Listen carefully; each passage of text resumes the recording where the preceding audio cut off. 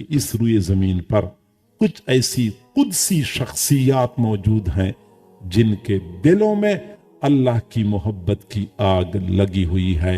ہم اگر ان شخصیات کے ساتھ وابستگی اختیار کر لے، تعلق جوڑے، تو ان کے دلوں میں اللہ کی محبت کی آگ ہمارے دلوں تک منتقل ہو جائے گی.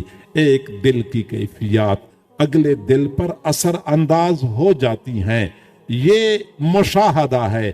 آپ کسی ایسے بندے کے پاس بیٹھ جائیں جو پریشان حال ہو، جو غموں کا پریشانیوں کا مارا ہوا ہو، آپ اس کے پاس بیٹھ جائیں، تھوڑی دیر بعد آپ بھی اپنے دل میں بے سکونی محسوس کریں گے. کہتے پتہ نہیں کیا ہو گیا، میں خامخواہ پریشان ہو گیا. یہ خامخواہ پریشان نہیں ہوتا، اگلے بندے کے دل کا اثر بندے پر پڑ جاتا ہے. اگر کوئی اللہ والا ہے جس کا دل پرسکون ہے، کوئی غم نہیں، کوئی ٹینشن نہیں، جب آپ ان کی صحبت میں بیٹھتے ہیں کچھ لمحوں کے بعد آپ کہتے ہیں سکون مل گیا، مجھے اطمینان مل گیا. یہ اللہ والوں کی مجلس میں بیٹھنے سے سکون اس لیے ملتا ہے کہ ان کے دل سکون کے خزانے ہوتے ہیں. جب بھی کوئی بندہ ان کے پاس بیٹھتا ہے ان کے دلوں کا یہ اثر ہماری قلوب پر پڑتا ہے.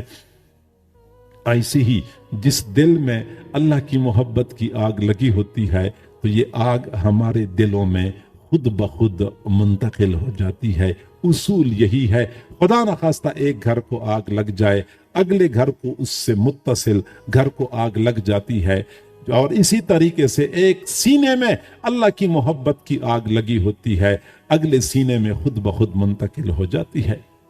جو آگ کی خاصیت وہ عشق کی خاصیت، جو آگ کی خاصیت وہ عشق کی خاصیت.